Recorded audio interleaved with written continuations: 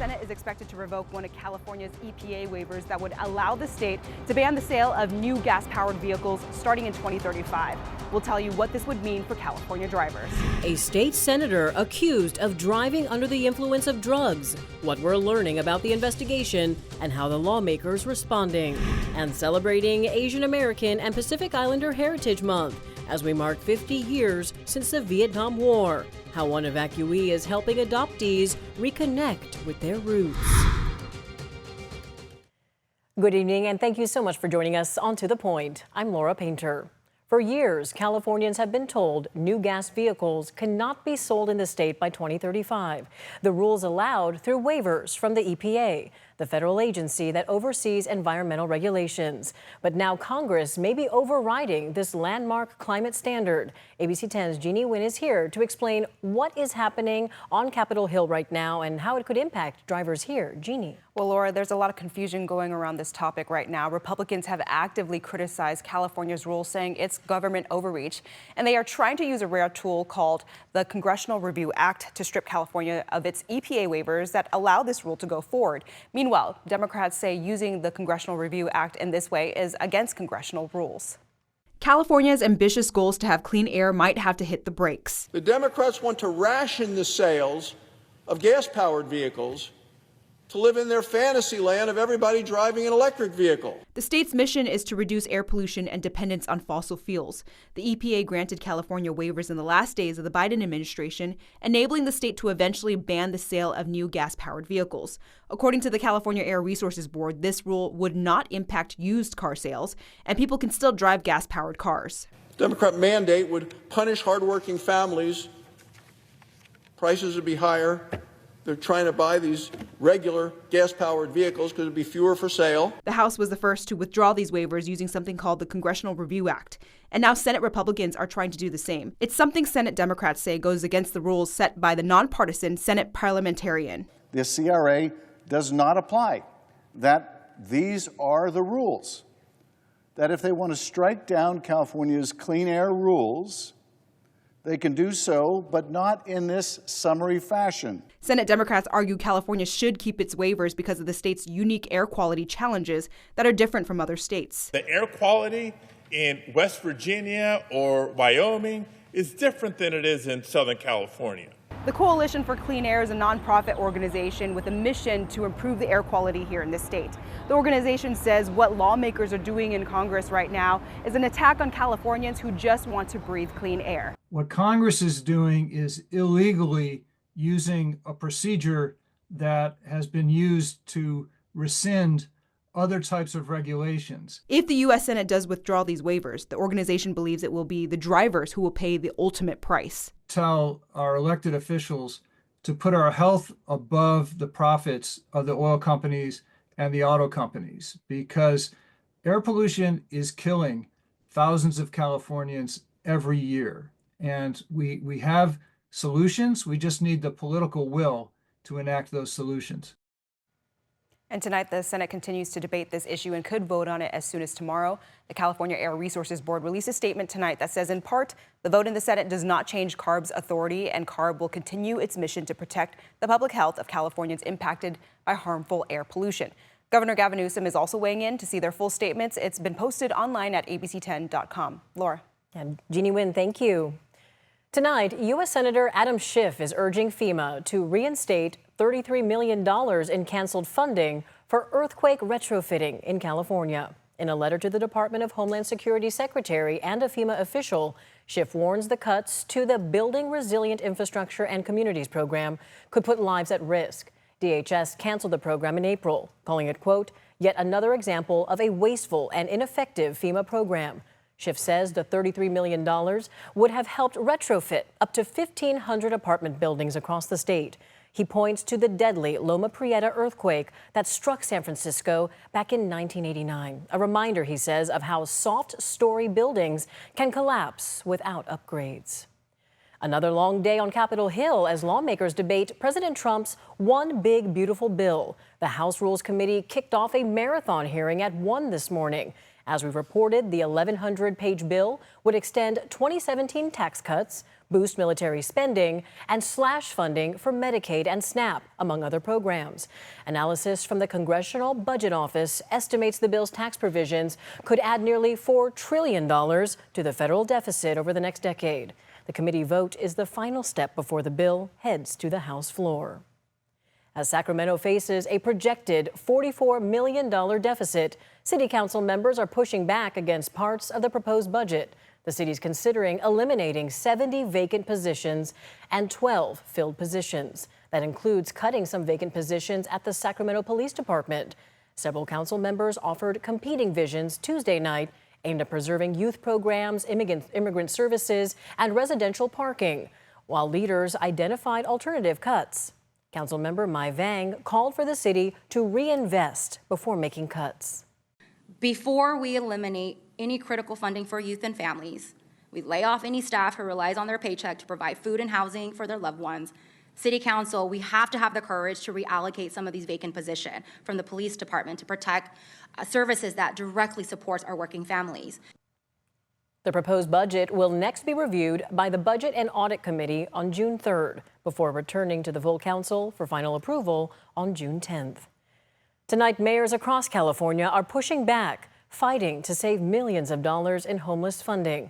This as the state considers deep budget cuts. The Big City Mayor Coalition is made up of mayors from 13 cities.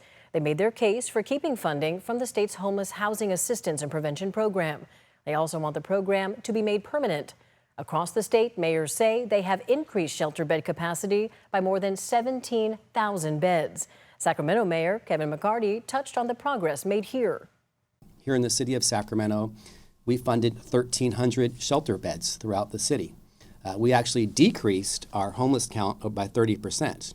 Certainly, people in the legislature are questioning the effectiveness of $20 billion over the last 5 years for homelessness. But one thing's clear, if you take that money away, there'll be more people on our streets. The legislature has until June 15th to pass a finalized budget. Tonight, a state senator is accused of driving under the influence in a state-issued vehicle. ABC 10's Devin Truby has the details on the investigation. On Monday afternoon, this is where Sacramento police say State Senator Sabrina Cervantes was involved in a car accident at the intersection of 14th and S Streets in downtown Sacramento, just blocks from the state capitol. Sacramento police says the Southern California lawmaker was driving a state-issued vehicle when the crash occurred. Cervantes said she was T-boned by a large SUV. Police say a, quote, private party took her to the hospital for minor injuries, and once investigators arrived at the hospital, they noticed her displaying signs of intoxication. Police say they cited the senator for suspicion of DUI there at the hospital. But Cervantes has a different story. She says that she, quote, was accosted by police and was involuntarily detained for several hours. Police tell ABC 10, quote, after reviewing officers' body camera footage, it didn't see any indication Senator Cervantes was accosted by officers. Officers conducted a thorough investigation and remained professional and respectful throughout it. Cervantes says the lab results she obtained from the hospital show she had no alcohol in her system. However, police say she was cited for driving under the influence of drugs. It's unknown what drug or drugs she's suspected of taking. Cervantes is not the first lawmaker to get caught up in legal trouble involving driving under the influence. All assembly members and senators are given resources by the sergeant at arms. There are employees of the Assembly and Senate who provide driving services to legislators, primarily to and from the airport, for example. Pick up and drop off when legislators fly in and out of Sacramento for legislative business, but also around Sacramento. They can utilize those services to attend events, maybe give a speech. Devin Truby, ABC 10. Devin, thank you. The Sacramento County District Attorney's Office tells ABC 10 they are waiting on toxicology results before they decide whether to file charges, which they say could take weeks. Still ahead, on To the Point, 50 years after the Vietnam War, how one woman's journey to Sacramento is helping others reconnect with their roots. And it was a hot day today, but temperatures do moderate as we head into the weekend. In fact, all weekend long, we're looking at middle 80s, very seasonal. I'll time out that coming up after the break.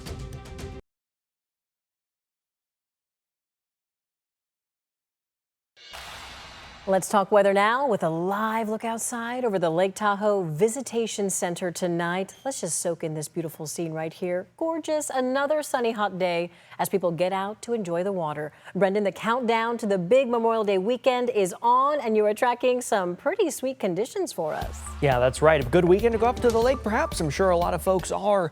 It was hot today for sure. We were in the low to mid 90s, but we're not going to see these temperatures again for about a week's time. 92 was the high today in Sacramento, 95 in Stockton, 92 in Modesto, 80s in the foothills, 70s in high country. Temperatures in the valley running about 10 degrees warmer than normal for the time of year. Now we're mostly in the 80s in the valley, but still very close to 90. 89 Oroville, 89 Marysville, 89 in Sacramento, 89 Vacaville, 86 Fairfield and Elk Grove, 90 in Stockton, still 90 Manteca, and 90 in Modesto. As we go through the next few hours, towards about 9 o'clock, we'll see temperatures fall into the upper 60s to mid 70s across most of the valley, starting off Thursday morning in the low to mid 50s like we have the last few mornings, and then tomorrow afternoon not nearly as warm, much closer to normal. We're going to be in those middle 80s for Thursday afternoon, and even cooler for Friday afternoon, right near that 80-degree mark. Some places may top out in the upper 70s. So temperatures again moderating headed into the holiday weekend, but then we're going to spend Saturday, Sunday, Monday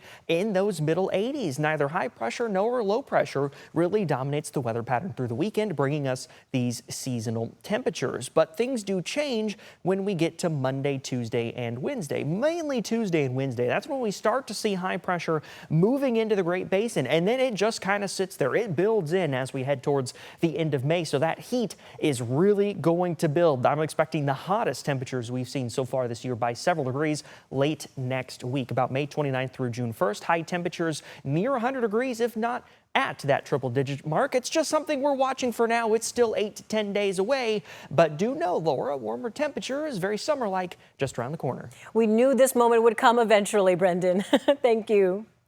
Next, on To the Point, Operation Baby Lift. 50 years later, tonight, one woman's emotional journey to Sacramento and how she's giving back to others, one DNA match at a time.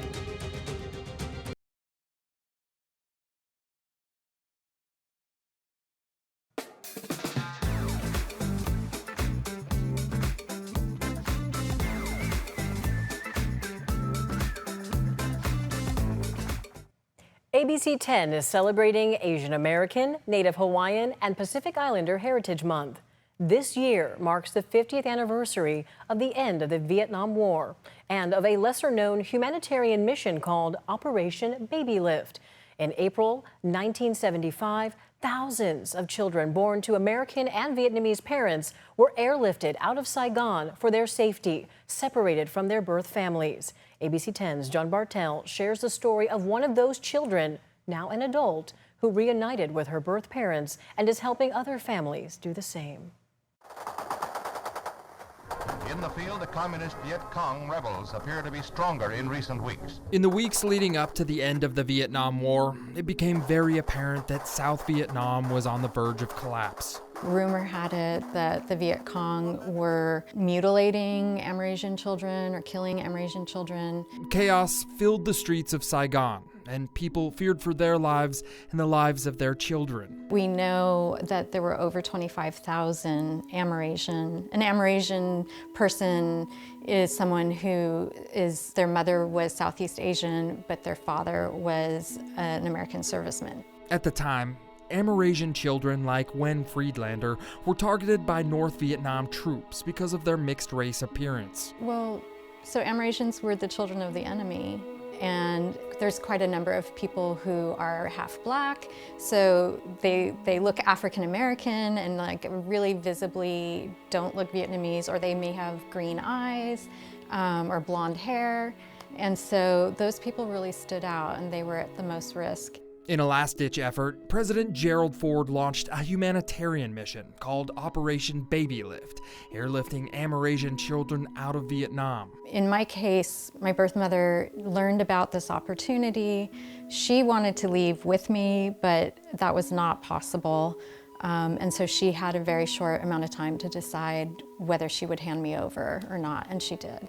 The first flight out of Saigon left April 4th, 1975, but 12 minutes after takeoff, There was a mechanical failure, and the plane crashed, killing 138 people, including 78 orphan babies. Despite the tragedy, there was little time to mourn the deaths. And then following that, they immediately, the next day, flew more people out because it was they knew the war was ending and they needed to get people out. Over the span of 4 weeks, one says Operation Baby Lift only relocated about 3,000 of the 25,000 Amerasian babies in Vietnam. I wanted to show this to you. This is the outfit I was wearing the day that I arrived in Sacramento.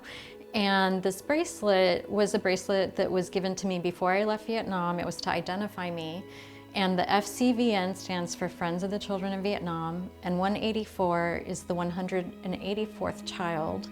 And what I've learned recently is that on that last flight on April 26th, there were 184 children, and I was the last child processed for that flight.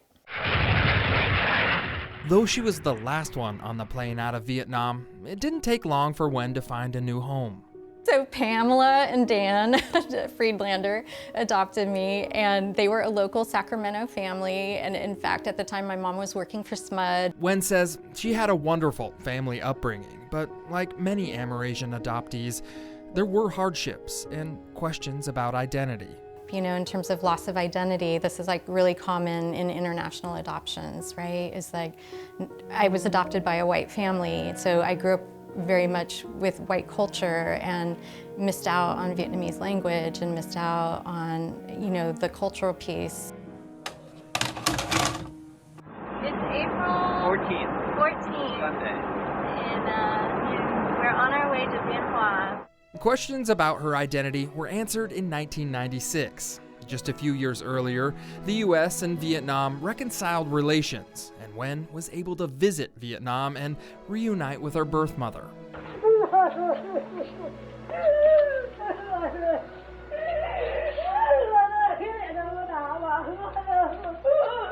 Reunions like this are extremely rare, and it may never have happened had it not been for some quick thinking by Wen's adoptive father during the adoption process. He volunteered to curry paperwork from the California social worker to the federal social worker, and in the process of doing that, he made a copy of my birth certificate, and so I had access to that.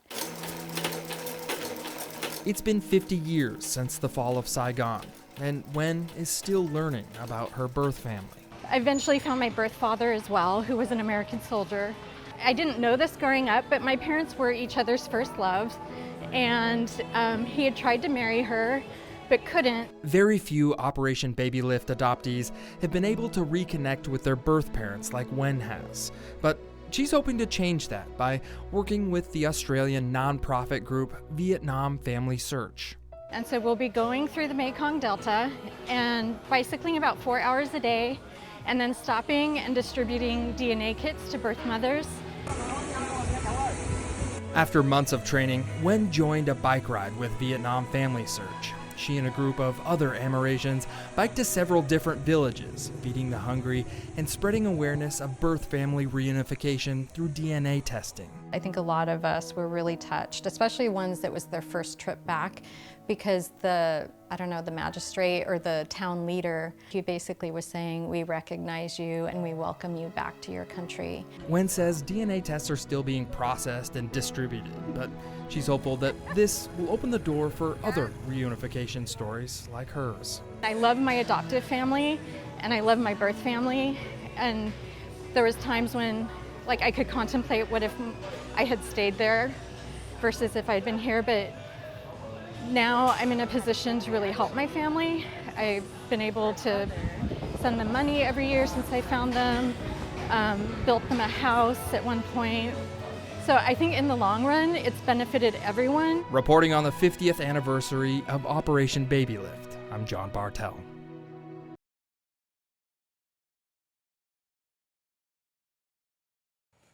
And that's our show for tonight. Thank you so much for watching and inviting us into your home. To watch stories featured on the show, download our free ABC 10 Plus TV streaming app.